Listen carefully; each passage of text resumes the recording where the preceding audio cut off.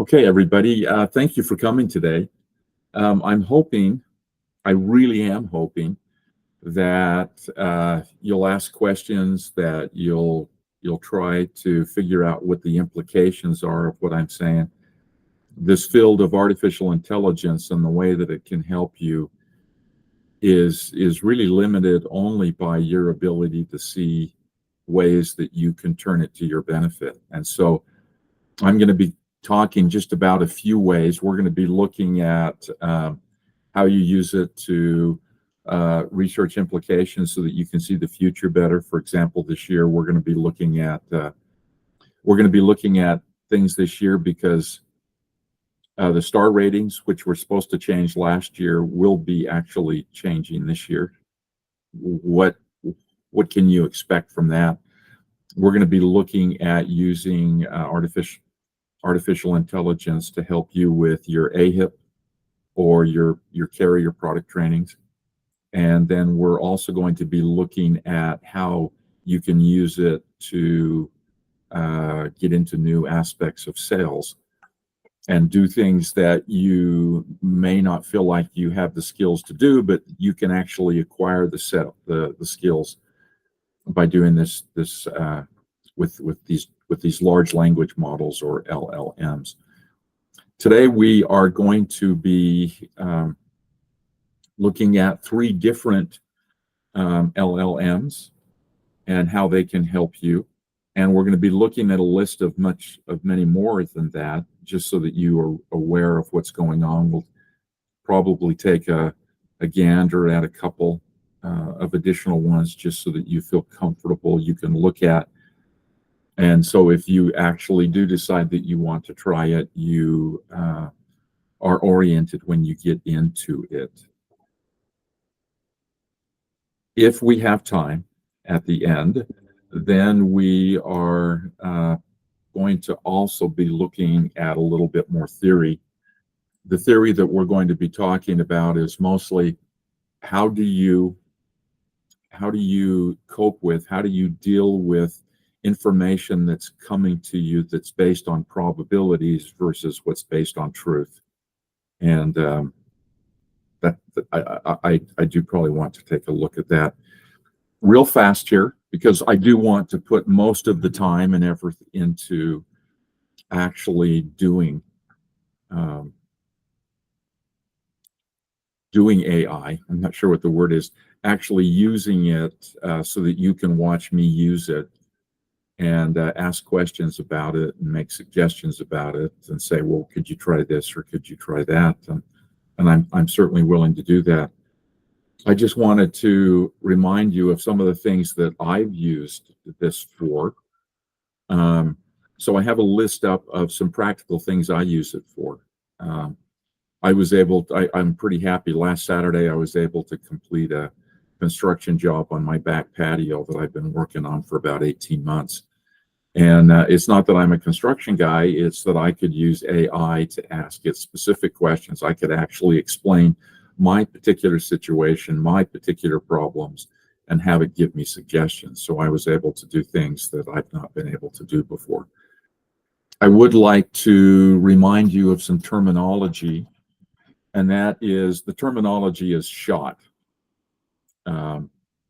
A shot is when you give one of these language modules a prompt, and then it responds back. That's one shot. And then if you respond again, that's a second shot. And then if it responds back, that's still part of the second shot. So every time you say something to it and it says something back, that's a shot. And most of the time when you're doing something, you cannot do something with a zero shot. A zero shot is not taking a shot. It's giving the large language module not enough information to actually enable it to figure out what you think is relevant in the situation. So because it can't figure out what you think is relevant, it doesn't know what's relevant. So it just grabs everything that it thinks could be relevant and gives it to you, and then usually will whittle it down so it's just a paragraph, and then you kind of say, well, that doesn't seem relevant. We don't want to do zero shots. We're going to be talking a little bit about how you avoid zero shots. Most of the examples that I'm going to be looking at here today are intended to enable you to see the level of detail that would constitute a non-zero shot, a first shot, a second shot, a third shot. So that's what we're going to be doing today. I just want to mention some of these large language modules right now. By the way, most of the investment that's occurring in the marketplace, most of the investment is going into artificial intelligence. And there are literally tens of thousands of these things out there that are going up. The ones I'm listing here are the ones that are mostly proprietary. I'm just looking, is there one that's not proprietary? All of these that are up are proprietary. A couple of them are open. That means if you wanted to do research, you could get in and you could look at these things.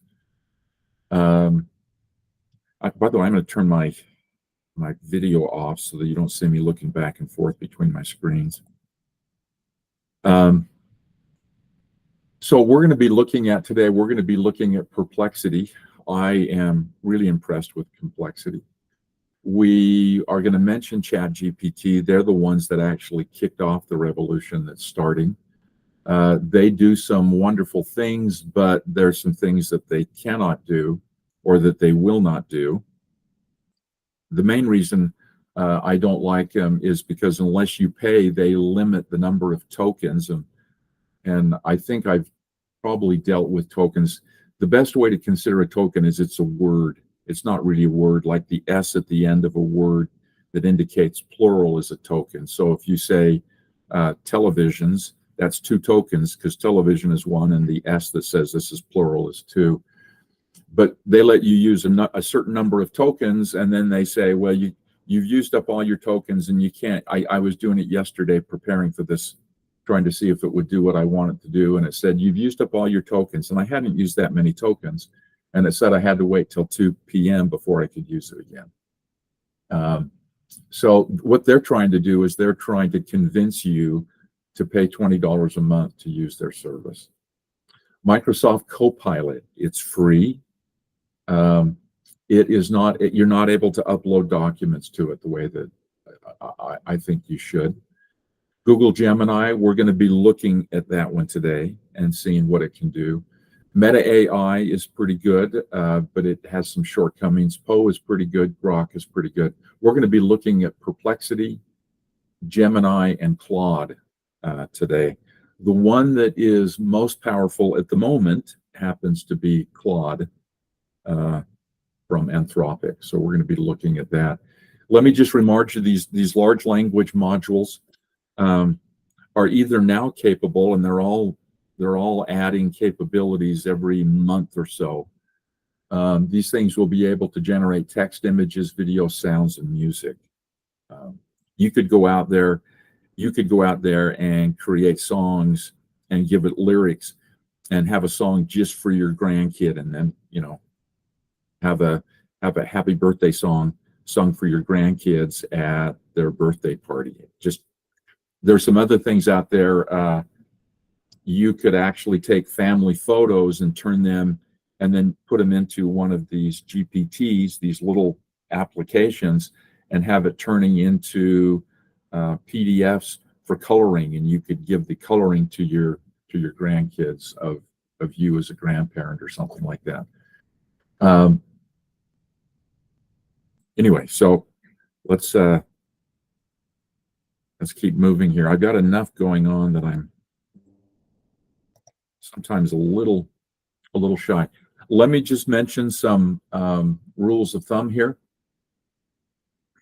And I'm not going to actually do these things, but because these things give you answers based on the probabilities of information out there on the internet, they can tell you things that that your mind, because it has capabilities that these things do not have.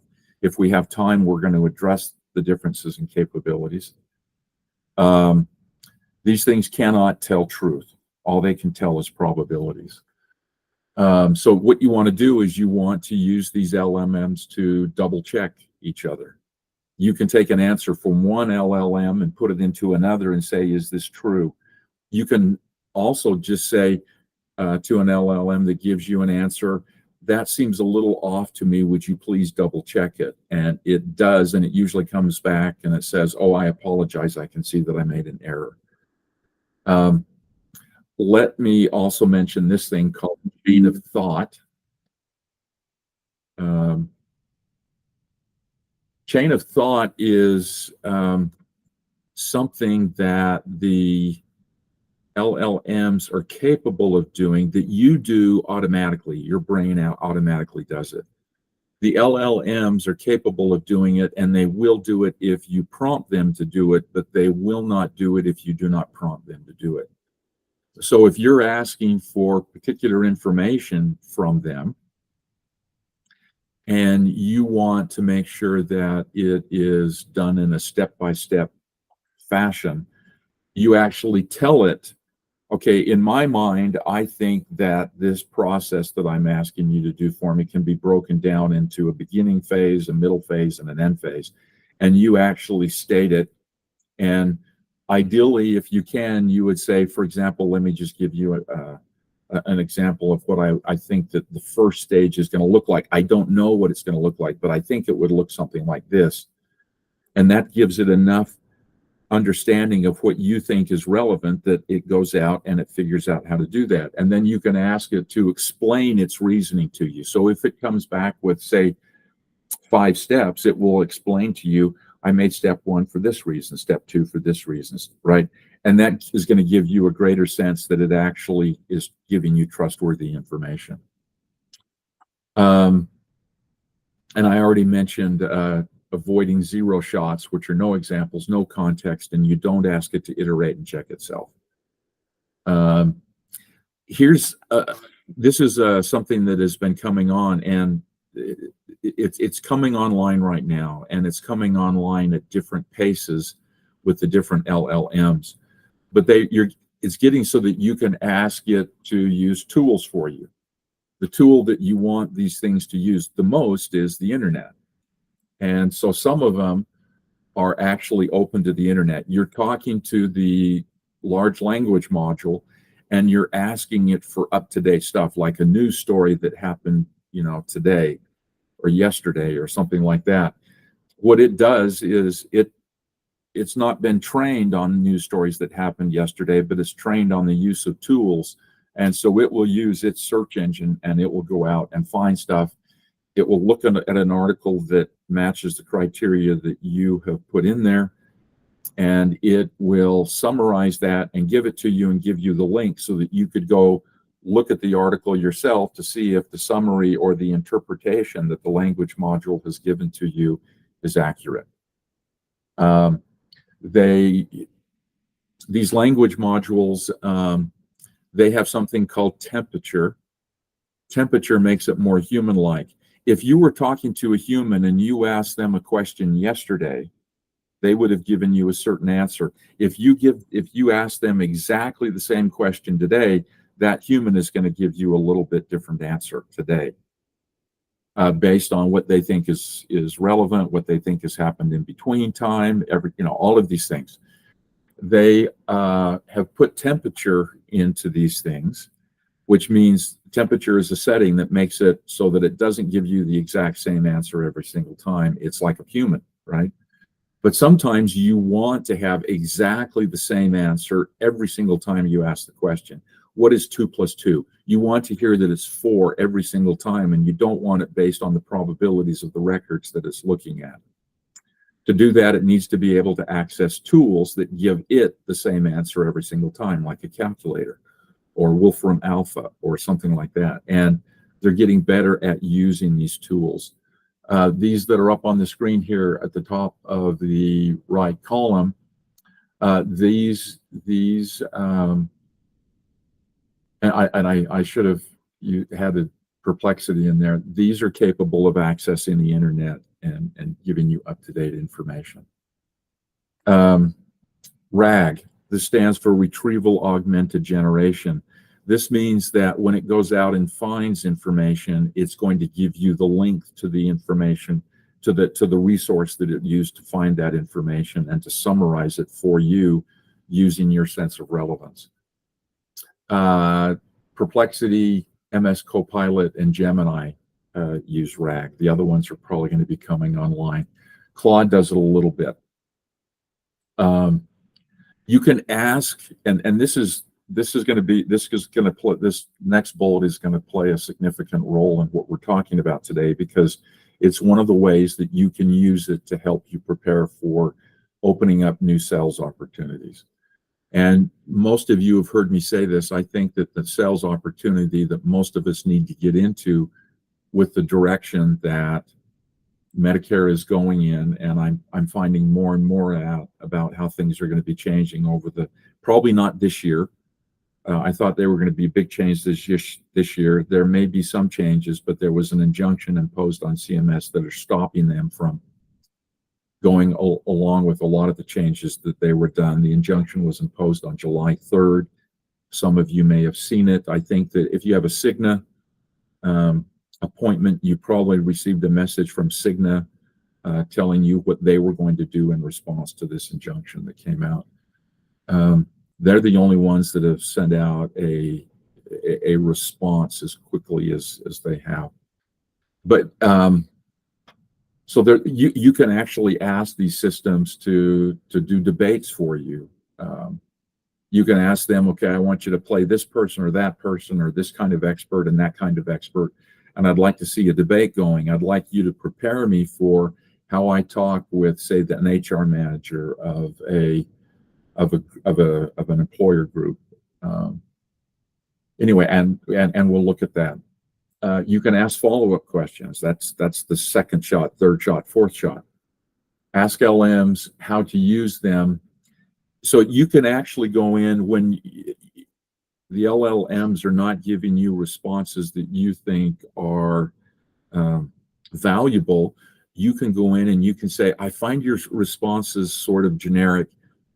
Can you advise me on how to make your responses more useful?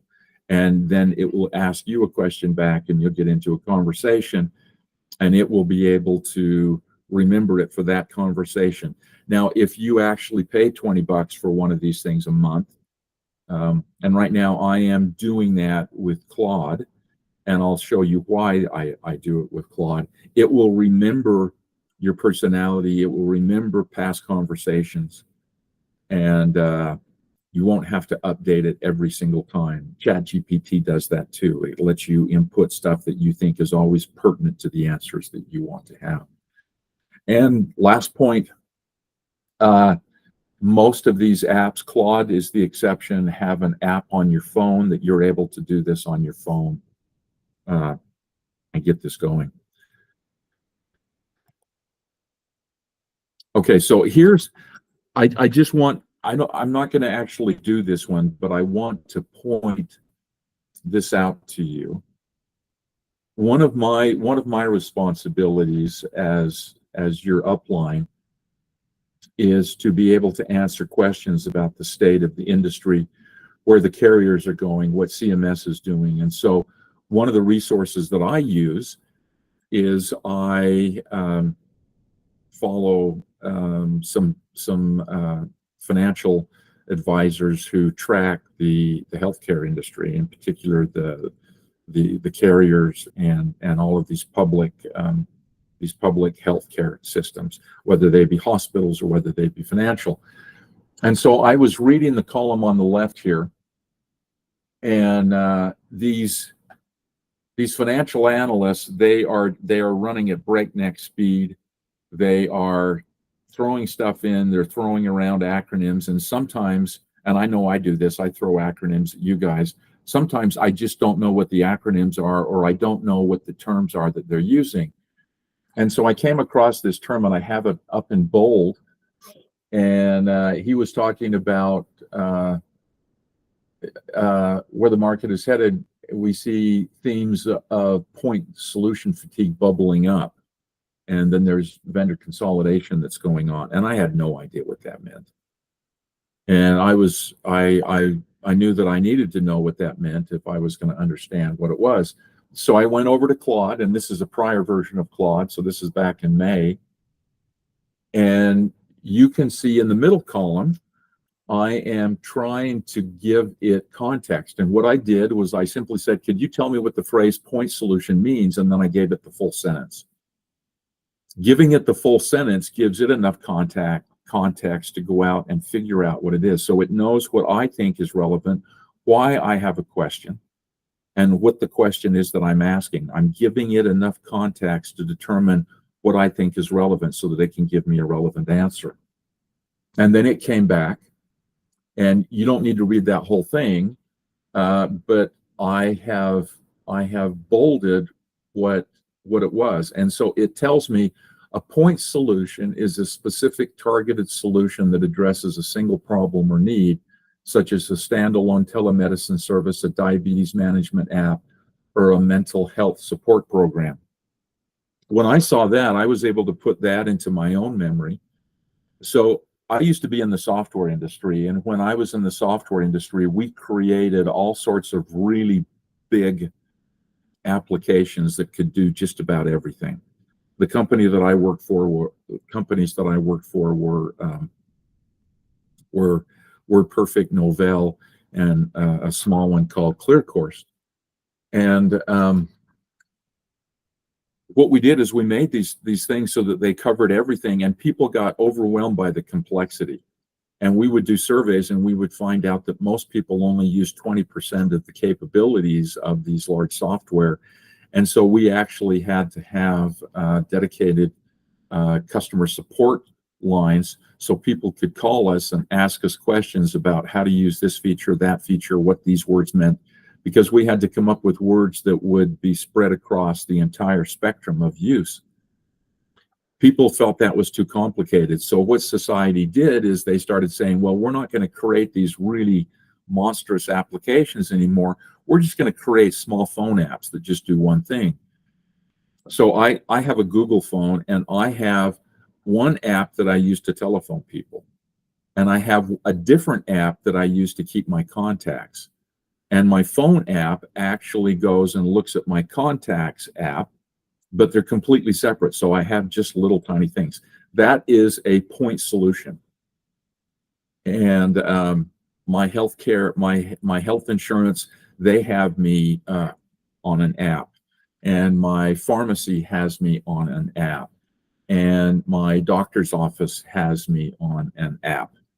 And there's a lot of overlap in these apps, and sometimes I have a hard time remembering which app do I use, what app. And that's what they're talking about, point solution fatigue here. And so what's happening is we're in this cycle now. So we had these applications that were too complicated and people couldn't remember. So they tried to simplify by going to small apps that just do a little tiny bit.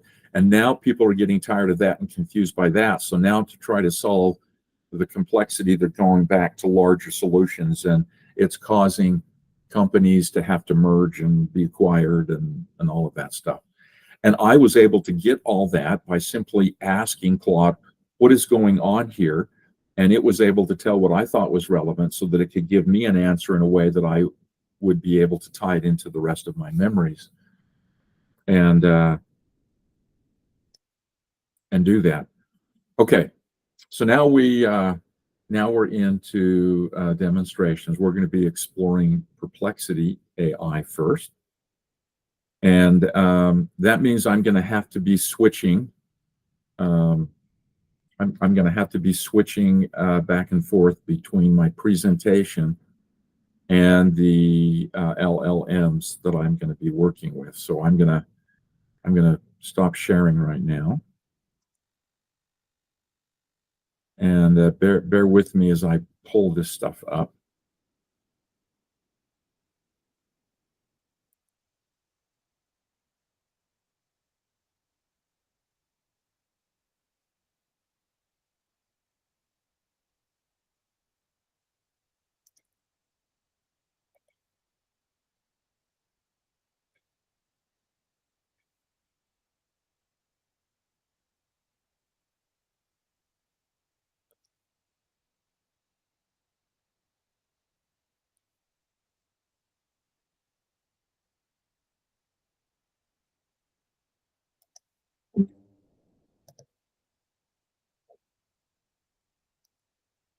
Okay, so this is Perplexity, and it's free. It is open to the internet. Um, it is a bunch of investors who are trying to compete with the Google search engine brought this up. So it's had quite a large investment in it. Um, and sorry, I just need to do something else here. Just a sec.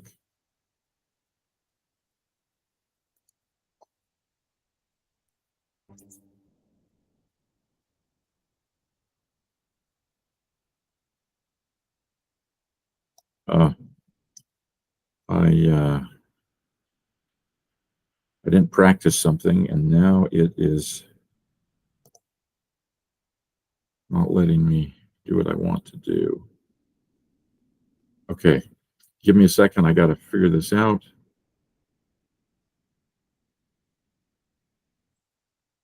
Well, I think I'm just going to type this in, maybe.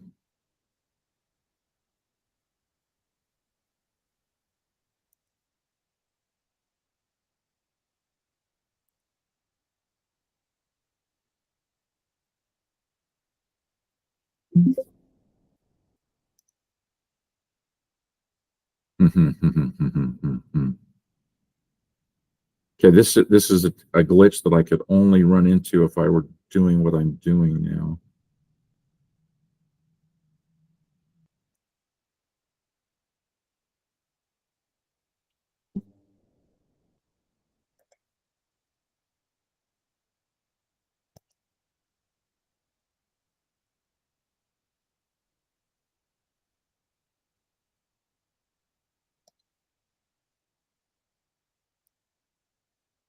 Okay, so I'm going to, let's see, I can't do that either.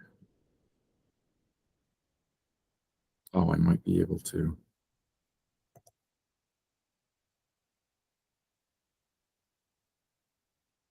Ah,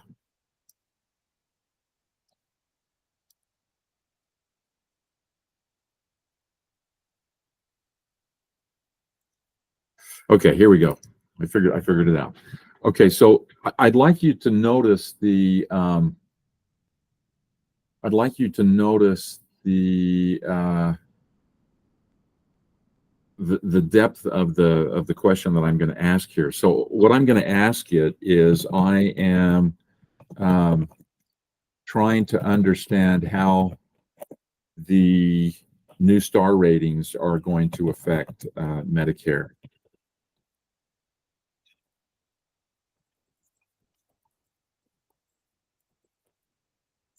And I'm typing out Medicare and Medicaid services just because sometimes I don't, most of the time it knows what I mean by my acronyms, but sometimes if a lot of companies use the same acronym, it gets confused.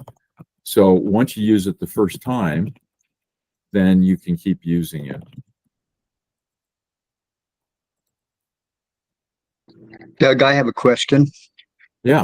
So you asked how do the new star system affect Medicare? I would think the question would be how does the new star rating system affect the carriers? Okay, so maybe I misspoke, but you can see Oh, what okay. And I just see what you just typed. So never mind. Okay, so let me just make sure I typed that in correctly. Yeah, so okay, so notice this button here. This is Pro. If I push that, it would say, okay, we'll give you more capabilities, but we'll charge you. Most of them are charging about $20 a month for it, but you have free stuff, and so I get most of what I want by the openness to the internet here for free, and then I do, like I said, and I'll show you why I do the Claude, why I pay Claude. And one of the things you can do is if you need it for $20, you can pay it for just 1 month and then you go back to the free version, right? There's nothing that locks you into a contract. But so you can see how much information I've given. There's a lot more information here than in a search engine. So let's just look at what happens now. And you'll be able to see the speed at which it generates the answer.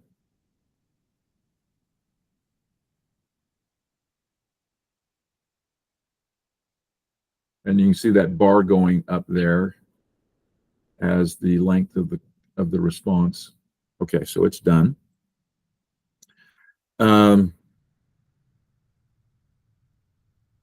Now, I'm not going to actually get into the meaning of what the response is here. But I do want to show you a few things in the response. So it gives you the general response. It gives you the formula that they're using to calculate the star ratings. It gives you a summary of what it believes the impact is going to be on the carriers. And it also gives you, can you see this little 4 right here? That is a link to, it looks like it used this document, how are Medicare star ratings calculated. And there's some other ones up here as well. Here's one, which is Fact Sheets 2024. This is from CMS that it used. And it looks like it. So it's only showing, well, maybe they're up here. And then you have some other ones up here, that the sources, and you can see that you can go across. Most of the time, the interpretation of the LLM of the sources is pretty good. Every now and then you will just go over, it'll say something that will trigger your spidey sense, and you'll go over and you'll look at the document, and the question that I sometimes come up with is, I have no idea how you interpreted that document the way that you did. So this gives you a chance to double check these things that are, again, are not, your mind uses truth to decide. This thing uses probabilities. It has no sensation of truth as of the moment. Okay, are there any questions about use? This is actually intended to be used as a search engine. It's a search engine that goes out on the internet and finds what you're looking for. It answers it gives you an answer that is relevant to the way that you communicated your sense of relevance to the system, and then it gives you links to what it thinks are the most pertinent documents. But in many ways, it's not that much different from other language modules that aren't intended to be used as a search engine. Any questions there? Anything that you're concerned about? I have a question. So it certainly did a good job of explaining to me what a star rating is. I don't see how it answered the question, how is it going to impact on the carriers? Okay, so there we go. right there.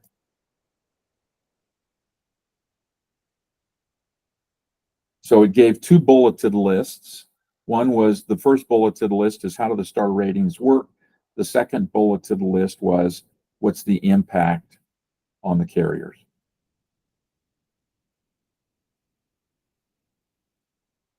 Does that make sense? Okay. So I think let's go on. I'm a slow reader. Oh, well, you can do this on your own. I'm not trying to give you information on star ratings. I'm trying to show you how you can use this on any aspect of Medicare that you have questions. Okay. Sounds good. Right Sounds now. good. Okay. So I am now. I just need to. I'm sorry. This is much more complicated than it was in my run through yesterday. Okay, so this one now is, we are going to go to Claude. And on this one, I would like to show you how you can use this to accelerate your going through AHIP or carrier trainings. Now, let me admit right up front, there is no regulation out there that says that you can use artificial intelligence to help you with your certifications. But there is no regulation out there that says that you cannot use artificial intelligence to help you through the regulations. So that puts you in a dilemma that you have to go through all your life, which is, okay, I can interpret the government in two ways. I can either do everything that the government does not forbid me from doing, or I can do only the things that the government explicitly tells me that I can do. I'm of the camp where unless the government tells me that I cannot do it, and they come up with reasons that I believe, then I'm going to do it if I think it is moral and in my best interest. And I believe that a person can learn more about AHIP or product training or anything else by using these tools than they can just by reading the stuff, reading it really fast, being distracted readers, being torn by all sorts of things. So I do want to point out here, if I were not, because I'm paying, you see here it says professional plan. So I'm paying $20 a month for this thing right now. And the reason that I want to pay $20 a month is because I want to upload something here. So for the $20 a month, I get access to something here called Project. And I am going to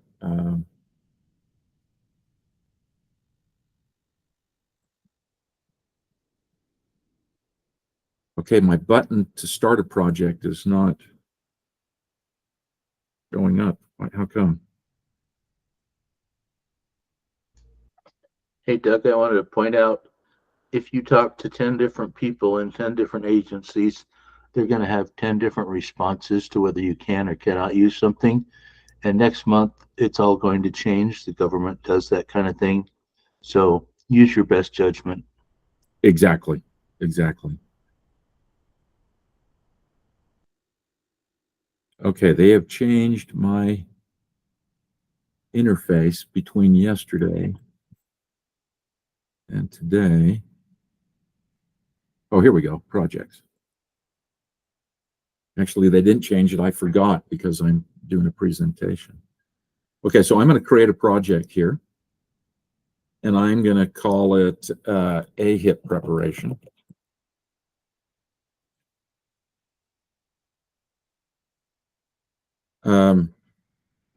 And then I'm going to say to this thing, and so this means because I'm creating a project, I will be able to save this over time, and I will be able to go back in the future whenever I want to and see the conversations that I've had in this project with the data that I'm going to give it.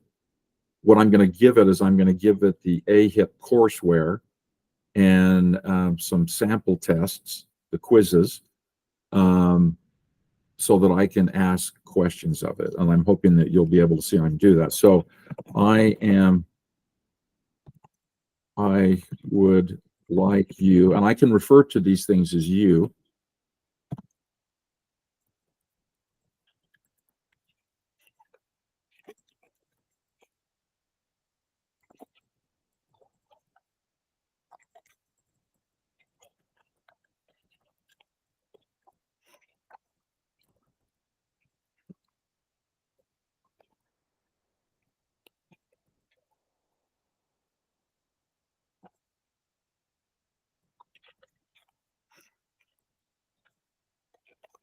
Oh, I'm gonna ask it to do something here that I have not done before. It just occurred to me. And so I am going to be exploring here, and I want you guys to see that I'm exploring. And even if it doesn't work, you can still try stuff out and see if it works, because the capabilities are improving every single month here.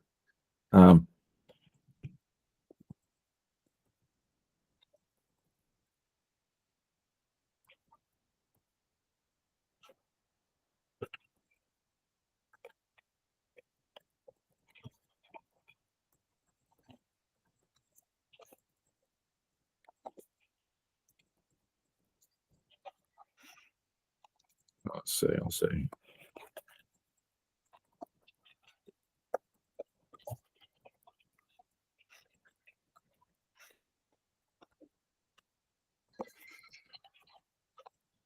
A distractor is a wrong answer.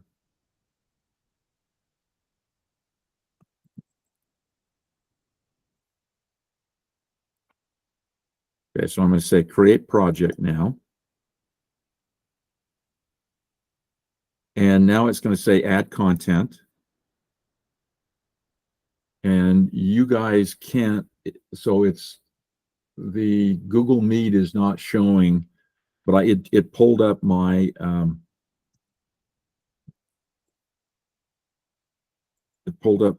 file manager. And so now it is, oops. Okay. So it can only, what you can see here, and I just realized I violated this. It says the maximum number of documents that I can add are 5, and I just tried to add 10. Okay, so let's just see what it did.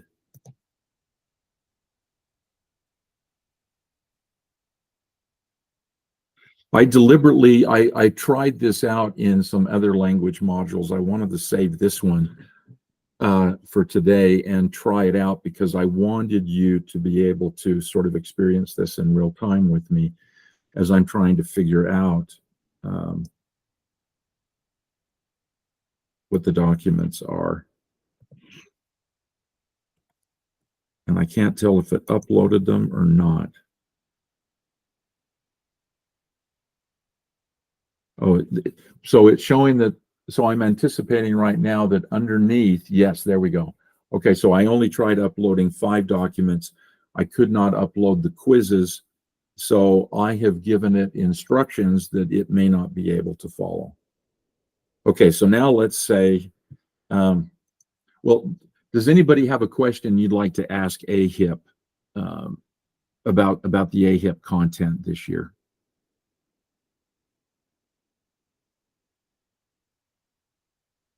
Okay, I will come up with a question that I will ask it. Let's find out how many disclaimers are addressed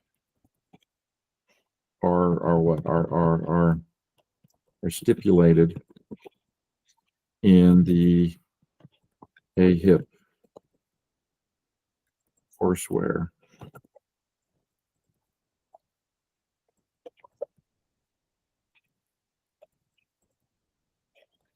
this year.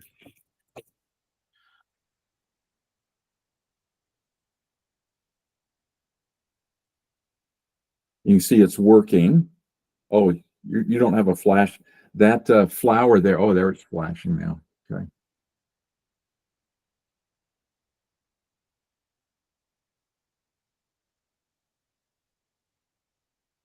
Okay, so I'm not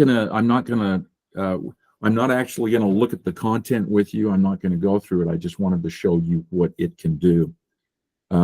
Now I could create a separate project because I have five documents with the test from AHIP this year, and I could upload those 5 documents because the limit is 5, and I would be able to, I would imagine, be able to start doing practice tests in there, if you will. Now you do practice tests in AHIP, so that you may be saying in your mind, well, that's not important. I don't need to do that.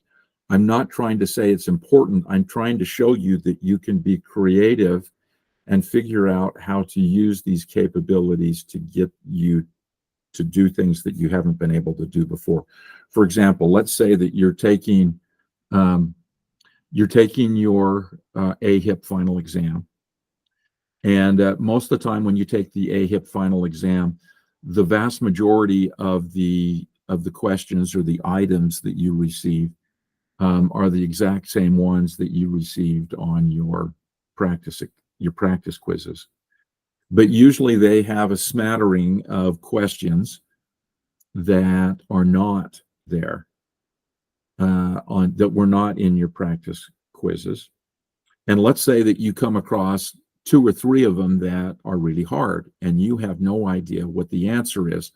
So what that means is, and you're being timed on the tests. So that means you can either, you may have downloaded, and they let you do this because it's sort of an open book.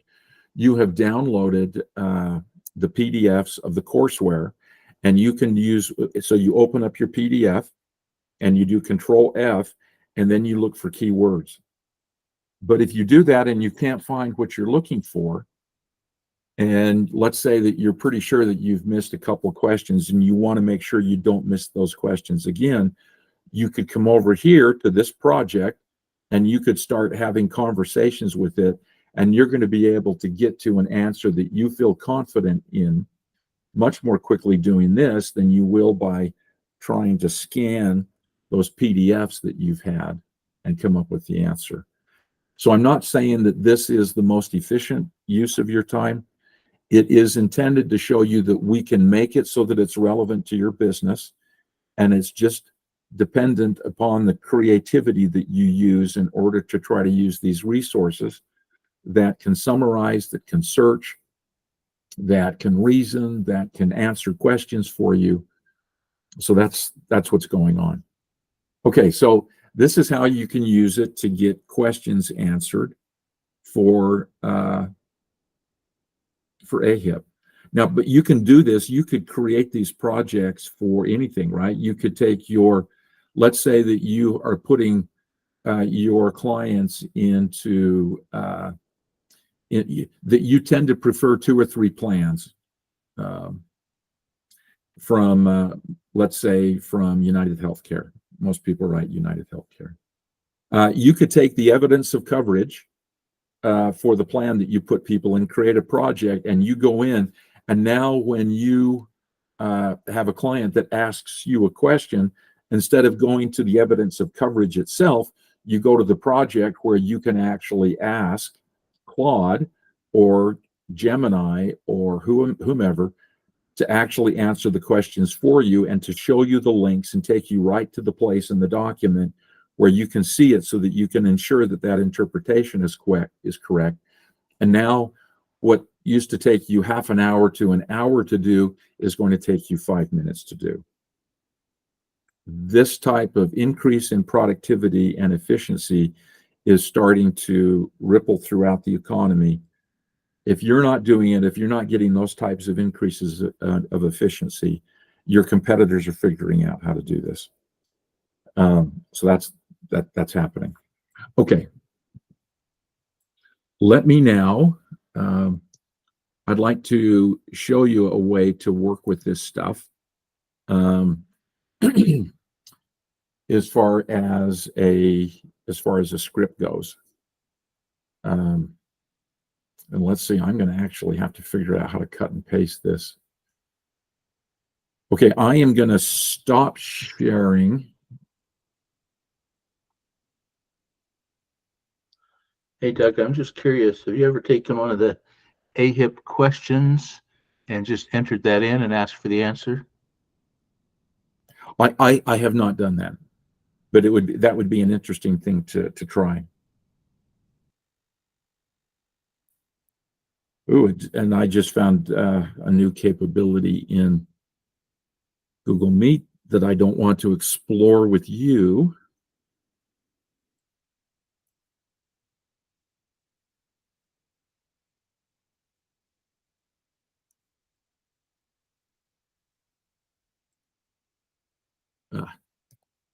Okay, just a second here. I'm going to have to stop that.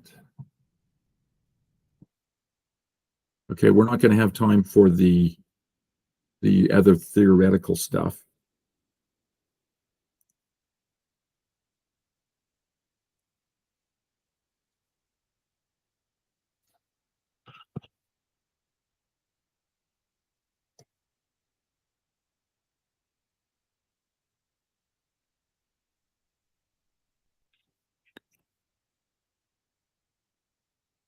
Just about there. Okay, you're going to see that this is a rather long set of instructions to Google.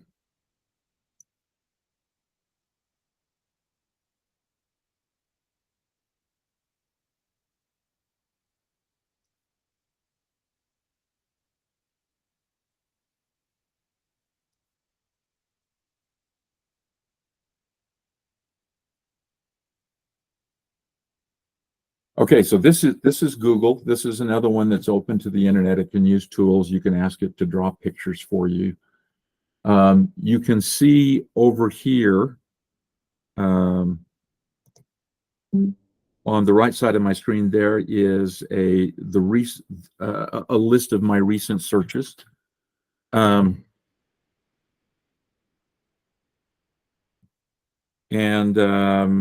Here's going to be the rather long prompt that I'm going to add in. So I'd like you to see what I'm trying to do, and we may actually take just a second to discuss this. So this is okay. The purpose of using Gemini here is to enable you to say, you know, I'm not very good at expanding my sales opportunities. And I am really interested in using some of the new capabilities that are coming out from some of the carriers to take ancillary products that I'm familiar with, like hospital indemnity, into group settings and talk to them about group settings, or the new Phoenix MSA that's a group MSA. And I can see that the carriers are trying to encourage me to get into groups. I want to get into groups, but I don't know how to talk with an HR representative. I don't know what their concerns are. I don't know how to politely push back when they say, you know, when they give me objections. So I need to sort of figure that out. You can get these things to do that. So here you can see I'm saying to Gemini here, I'm saying, let me give you a scenario and then make a request. I sell Medicare health insurance to individuals. These individuals used to retire at the same time that they were going on to Medicare, but now they continue working at 65 and go on partial Medicare, which supplements their group plan. This means that I have to figure out how to communicate with individuals who are still working so that they turn to me when they retire and go on to individual Medicare plans. This means that I need to start talking to them several years before during their group's annual enrollment. This means that I need to establish relationships with HR departments or benefits departments where they work. I have never there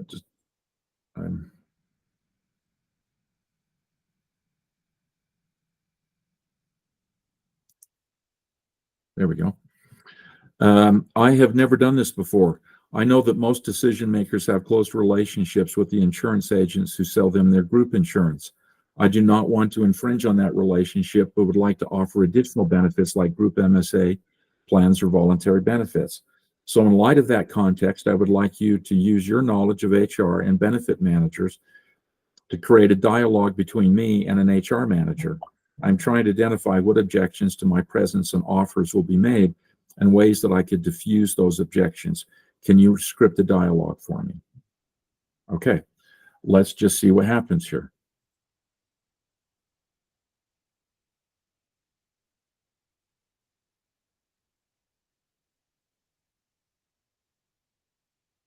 You can see that bar getting shorter and shorter as the length of the response gets longer. And I want to point this out. See this? It generated, well, let's just look. It generated